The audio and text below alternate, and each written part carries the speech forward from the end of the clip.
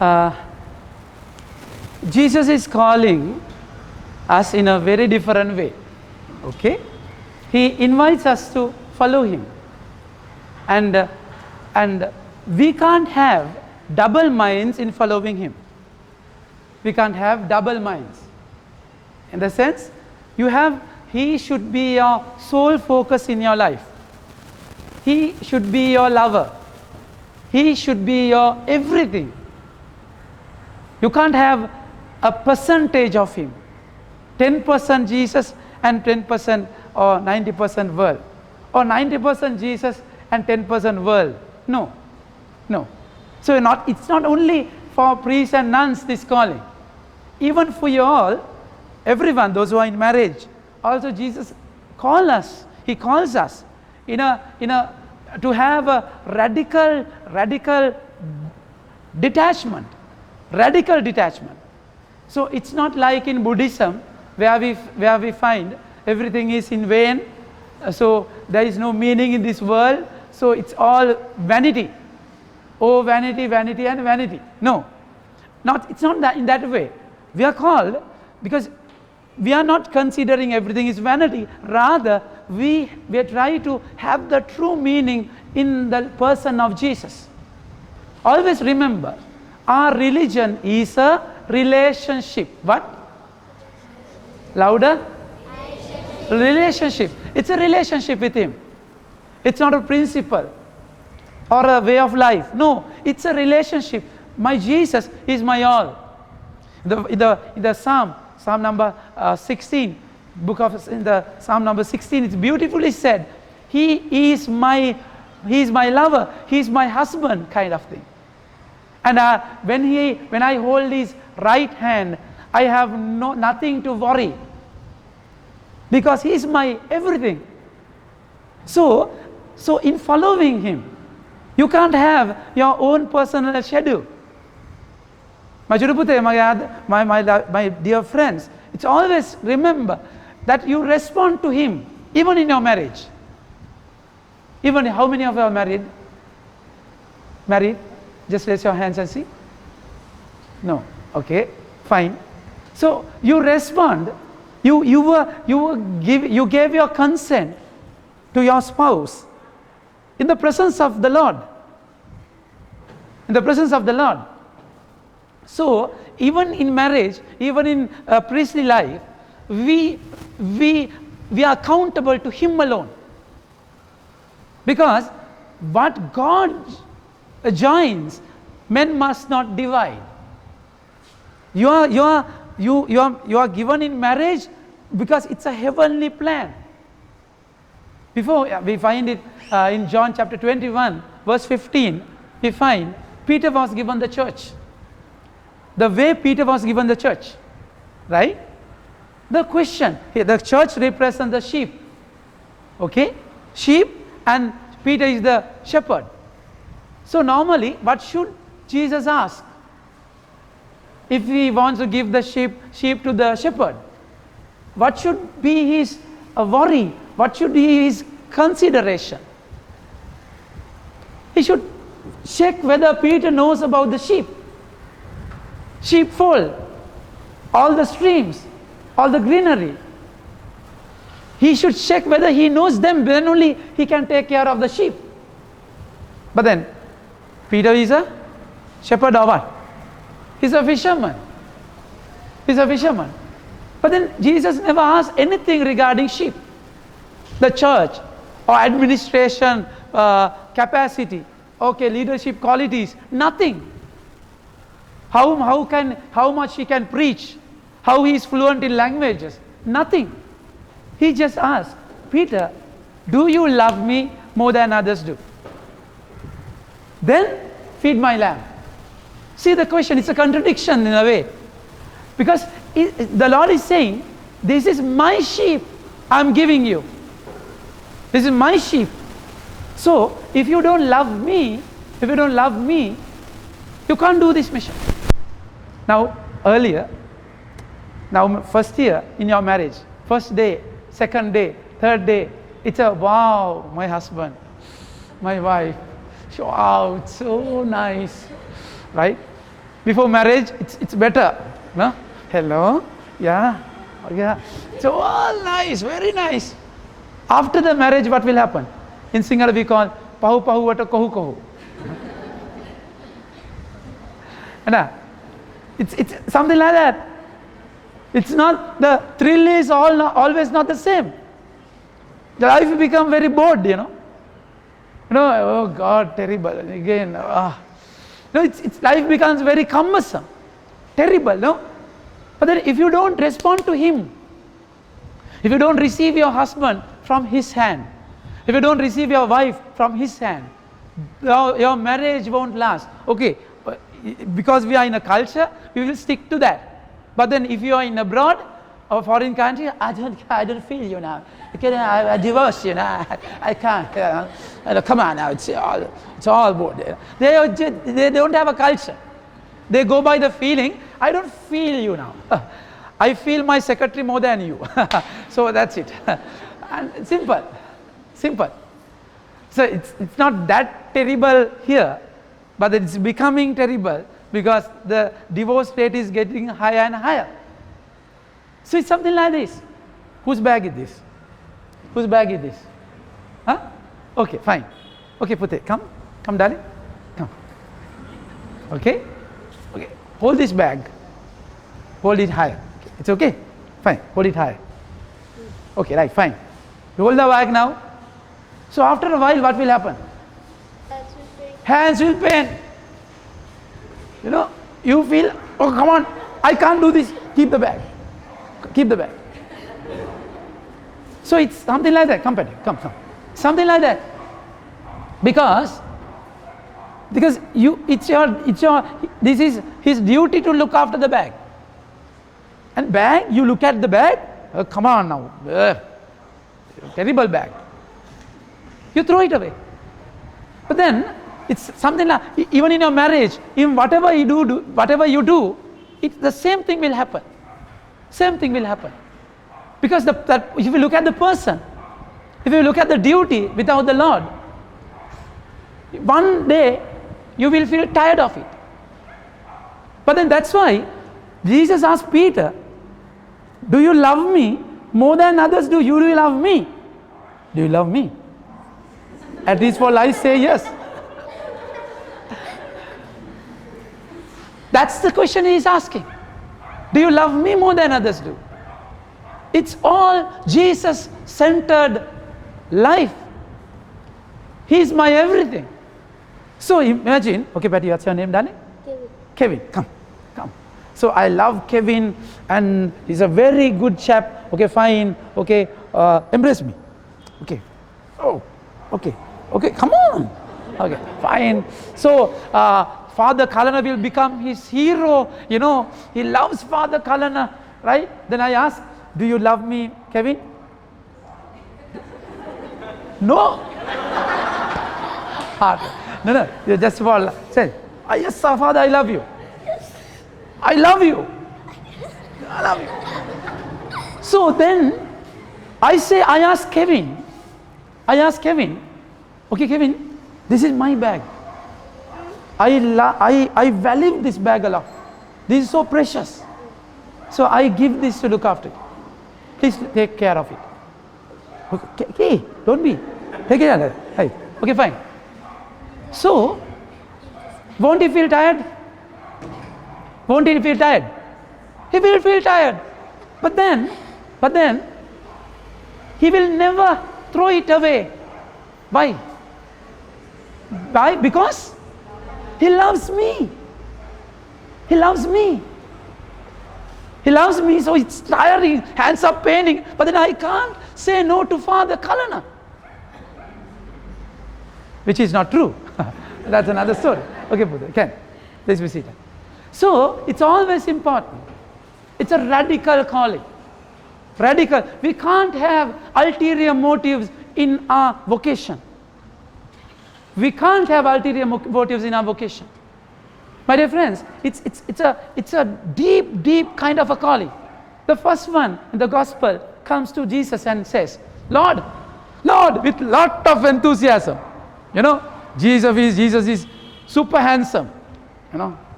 long hair, nice beard, and blue eyes. I don't know whether blue eyes. 5'11" tall, and very popular, great preacher, healer, and power 5,000. He fed 5,000. Last gospel we found, 5,000, and he's a superman, super. And then this person is attracted to the Lord, not Jesus, but then the popularity of him. And he says, Jesus, I will give my life to you. I want to follow you. Jesus says what? He knows the heart, no? He can see the heart. Only he can see the true self of our lives, Jesus said, foxes have den, birds have nest, but Son of Man does not have a place to lay his head. You know the feeling of him? Quack, quack, quack, quack, quack. He came with a lot of enthusiasm. That Jesus says, you can't have positions if you follow me. Are you ready to pay that cost? Pay that price? Cost of discipleship. Can you please repeat? Louder. Cost of discipleship is my dear friends. Cost of discipleship is what you have to pay if you want to follow him. It's difficult. Without you falling in love with him, it's impossible to follow. Sometimes I think to myself, marriages are difficult than the priesthood, isn't it? Don't answer. There will be problems. Don't answer, right? How difficult it is to live two persons, two characters in one roof. And it's without a power from above. It's terrible, it's difficult.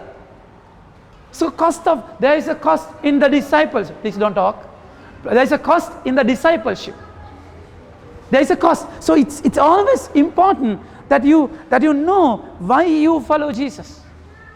Why you follow Jesus. And then second one, okay? Second person comes, right? Second person comes and says, Jesus calls him. Okay, son, you follow me. See the difference. He's calling him, and he says, okay, Lord, I will follow you, but then first allow me to bury my father and come. Which is good. Come on, in Judaism, honoring the father and mother is one of the main things. That's the fourth commandment, isn't it? Honor your father and mother. And after God, parents are prominent in their lives. So then he is asking something good. But then, of course, we don't know whether father is dead, okay? Whether maybe he is bedridden. He wants to finish the duty and come, that kind of a thing. But Jesus says, let the dead bury the dead. Come on. You come into the kingdom of God. Work in the kingdom. You come and preach the kingdom. My dear friends, it's important that you respond to his call then and there. Then and there. We call this Kairos. Can you please repeat? Kairos is what? Very good. Kairos is God's time. Can you please repeat? God's time. What? God's time. And Chronos is our time. Right? God's time is not our time. He calls you at the very most appropriate time. If you don't respond then, devil will come and attack you. He will never be able to respond. When I was called to become a priest, after my O-levels, I'm a Peterite, after my O-levels, I started my A-levels in science, doing science. Okay? I wanted to complete A-level after doing science and join the seminary. But then after 3 months, I have started classes and all. After 3 months, you come here, Puti. All come here. Come here. Come. All. Come here. Okay. Come. Okay, after 3 months, only I got this calling. I got this calling, you're called to become a priest now. I directly knew it's from him. I left everything. A-level subjects I finished. I never wanted to continue them. I checked in the seminary with the seminary, and they don't have A-level science. I had to start from the very beginning doing arts. It's a completely contradictory subjects, which I don't like, right? But then it's a radical leaving of everything, detachment. But then luckily, I joined the seminary just like that. Imagine, I started doing A-levels. God knows what will happen. In A-level class, crashes are there, temptations are there. God will knows what will happen, isn't it? Isn't it?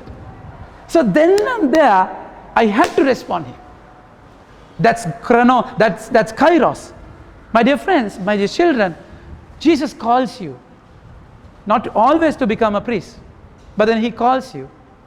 You have to respond immediately. You have to do it then and there, right now. If you postpone, can I narrate a story? Can I narrate a story? Tell a story. Yes or no? Yes. In hell, Lucifer was there.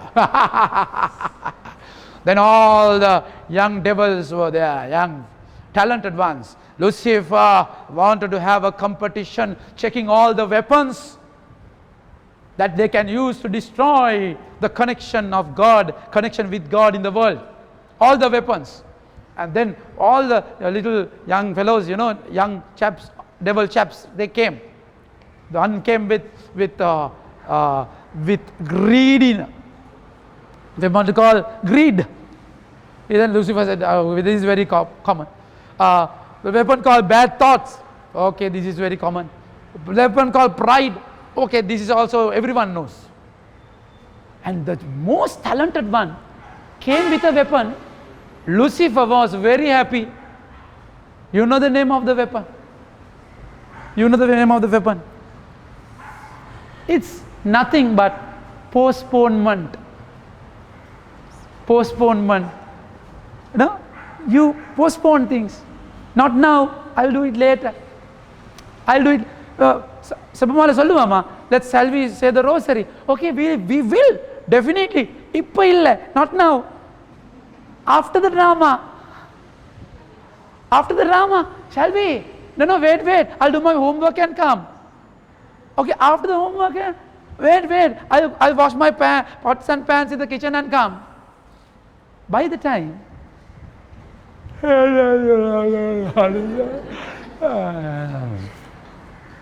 no rosary. It's a very subtle weapon of devil, the postponement. Kairos is God's time. You have to respond to him then and there. If he wants you to do something, he will give the strength there only to do the thing.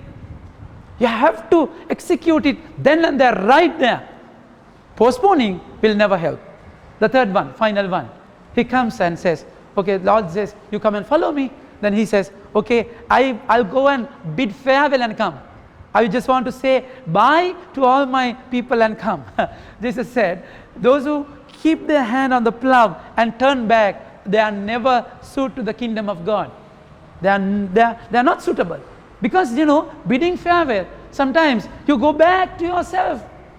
You back to your family and then say, Mama, I will follow Jesus unless I'm not good. Appa, I will follow you. And they will all cry and you will fall back. Never go back to your old self. You look forward. Jesus has a plan for you. Just move forward. Forget about the past. Even in your marriage, in whatever you do, forget about the past. You have a goal. You have to have that focus right and follow him. My dear children, my dear friends, it's a beautiful calling. The Lord is asking us to follow him. But then it's a radical detachment. Radical detachment. You are made to serve him. You are made to serve him, not that you get the help of Him to do your work. No, you're made to serve Him. So He is your everything. So it's not principle or policy or whatever it is. It's Jesus. Jesus is my all. He's my everything. He's my all. So enjoy Him, leaving aside everything. Give your totality to Jesus. Give your everything to Jesus, because there is no one who loves you more than Jesus. He has given His life so that you can have your life abundantly. So my dear children, my dear friends, it's a calling. Just say yes to Him always. Just don't look back. Don't think twice. Don't postpone. Just say yes, because only because you love Him. No other ulterior motive. Because our religion is a relationship.